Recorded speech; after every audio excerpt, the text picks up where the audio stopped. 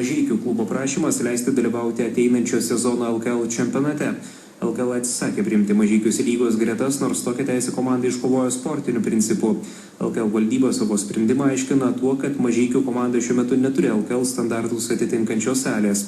Lygos varžybų direktorius interviu LRT radijui teigė abejojantis, ar Mažeikiai spės laiku įvykdyti visus reikalavimus. Lino Gilio nuomonė.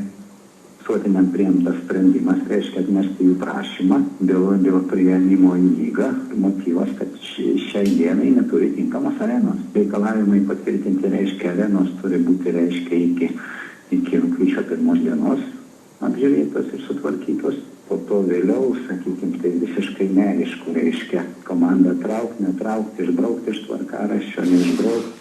Reiškia, to labiau sukėlė mums, reiškia, didžiausia abejonių, reiškia, su klubams. Čia buvo visuotinis susirinkimas, reiškia, balsavo tik klubai. Tai reiškia, daugiausiai abejonių sukėlė, kad viešųjų pirkimų konkursas dar neįvykęs. Tik rugpjūčio mėnesį paaiškės nugalėtojas, reiškia, darbai kažkur tik prasidės rugpjūčio. Reiškia, rugsėjo mokiniams prasideda pamokos, reiškia, mokyklos salė, mokyklos patalpos. Kaip įmanoma, reiškia, rekonstruoti rimtai per 3 mėnesius, reiškia, to labiau, kad dar ta pati procedūra, žinant, sakykime, tuos viešuosius pirkimus Lietuvoje, kaip jie vyksta, gali teisminio ginčų iškilti ir gali būti apskųsta. Sprendimas, reiškia, visuotinio LKL klubo, reiškia, priimtas toks, kad neleisti.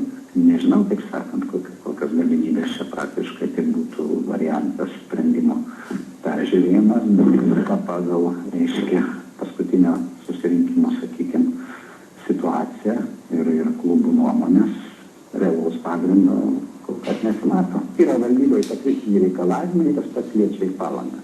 Arena turi būti rugpjūčio 1 dienai. Arenos nėra rugpjūčio 1 dienai. Klubas, kaip sakant, nes iškyla problemos dėl tvarkaraščio, ten reiškia, ten išvykose daryti ir panašiai, kai jie prašosi šį sezoną reikalavimus ir biudžeto pakėlėm reikalavimą. Aišku, biudžeto galbūt būtų įvykdytas, biudžeto pakėlė 800 000 litų. Reiškia, ir arenos reikalavimas ir 800 sėdimų, pabrėžiu, sėdimų vietų žiūrovo. Net pamilgavus detaliau, reiškia, Mažeikių tą konstrukcijos planą, kurį jie pateikė, man atrodo, tam tarp 500–600 sėdimų vietų, tai galima. Atlygoje prisilaikom, sakykime, tų kriterijų nustatytų klubams ir šiai dienai arenos neturi, o, sakykime, rekonstrukcijos tie darbai ir terminai kelia didelės abejonės. Sako LKL varžybų direktorius Linas Gilys. Savo poziciją apie norą ateinantį sezoną žaisti LKL pirmenybėse pateikė ir Mažeikių ekipos direktorius Giedrius Petrulevičius. Jo teigimu, Mažeikių klubas pateko į nepavydėtiną padėtį. Mažeikiai gali netekti progos dalyvauti LKL čempionate. Komplikuotas būtų ir komandos sugrįžimas į nacionalinę krepšinio lygą. Šiai dienai pirmą kartą girdom tokią poziciją, kad kas čia sakė, iki rugpjūčio 1, kad turim rangomus, niekas tokios dalyko nepaskelbė. Mums verdiktas buvo toksai, kada mes, reiškia, po slapto balsavimo buvo pakviestas, tiksliau aš buvau pakviestas vėl atgal grįžti į posėdžių salę. Ir posėdžių salėje Kiaušas, kuris vadovavo visam šitam susirinkimui, pranešė man tiesiogiai, kad 10 balsų nepritarti, kad Mažeikiai pakliūtų į Lietuvos krepšinio lygą. Ir jokių argumentų ten arba išlygų, jokių netakant. Tai pasakė taip, bet pasistatykit, laimėkit, priimsim. Tokie argumentus sakyčiau. Jokių raštiškų, jokių kitokių formų informacijos aš negavau jokios. Mes rugpjūčio 1 gal, sakykime, turėtume rangovą, taip? Ir lapkričio 15 dienai mes planuojam sutvarkyti ventiliaciją, grindinį, apšvietimą, tribūnas, kad atitiktų LKL reikalavimus, taip?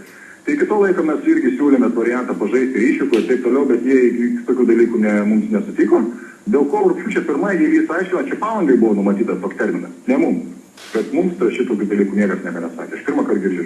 Aš ir dabar deklaruoju, kad mes nesam pasiruošę sezono pradžioje turėti salę. Mūsų klubas ir neskaitas šito dalyko. Bet kada yra Lietuvos krepšinio lygai, sakykime, 7 mokus tai klubai, Sakalai irgi komanda, kuri įsipareigojimų 2 metus nevykdo, taip?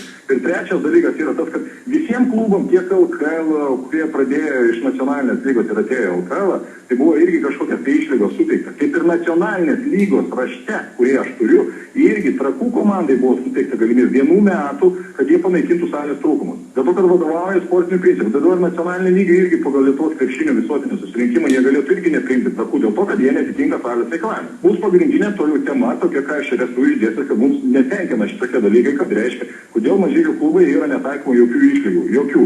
Kad kitiems klubams, tie, kurie finansinių įsipareigojimų nevykdo, kurie žaidžia irgi galbūt netitinka tam tikrų, Nevėžis irgi ne visi tie reikalavimai atitinka ten jų irgi, jeigu taip žiūrint iš kitos pusės. Aš nekaltinu kitų klubų, aš sutinku šitą.